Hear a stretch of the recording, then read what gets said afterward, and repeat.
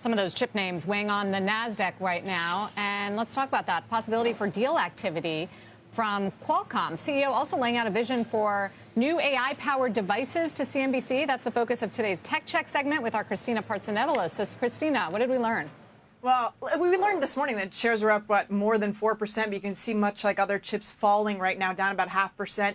And this is a company that Wall Street has long dismissed as a smartphone play, but is now definitely making a serious case that it belongs in the AI conversation. So there are reports that Qualcomm is in talks to buy AI chip startup Tenstorrent for somewhere between $8 and $10 billion. Qualcomm telling me they're not commenting, so neither company has confirmed. But the draw is the talent. Tenstorrent is run by Jim Keller, one of the most respected chip architects in the industry, with stints at Apple, AMD, Tesla, and Intel. So the deal would also give Qualcomm a strong foothold into AI accelerators. Think AI chips as it really pushes into data centers. And then that would mean it would be less reliant on the ARM architecture.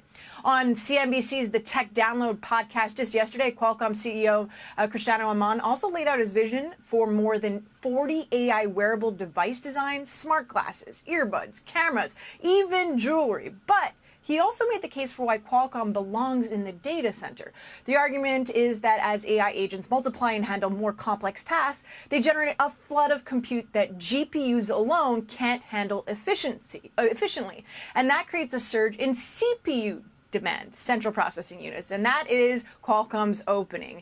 The CEO says the company has already built a dedicated data center CPU for exactly that. Next Tuesday, though, is going to be a big catalyst for the stock at its investor day here in New York, where a lot of this will get real. The company is expected to name the hyperscaler it's been building custom AI chips for. A disclosure Cristiano Amon teased on the April 29th earnings call that actually helped push the stock up about over 45% since that date.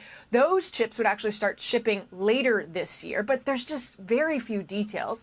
And the big problem is handsets still account for the majority of Qualcomm's revenue, about 57%.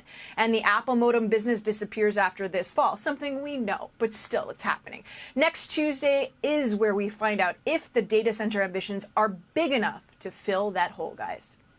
The other interesting thing we'll get next week, of course, KP, is Micron.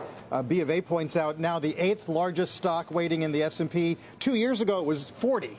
It's gone a long way in 2 years. I saw that, and it's also in oversold territory, the most we've seen in 30 years as well. But the demand for all of these memory chips seems insatiable, and the argument is that these long-term agreements are allowing these companies to see into the future beyond 1 to 2 years. That is really the change in narrative, that this is no longer cyclical in nature. It's different this time because we have customers paying up front. We have customers willing to sign 2, 3, sometimes even 5-year agreements for memory because it's so in need to build out AI infrastructure.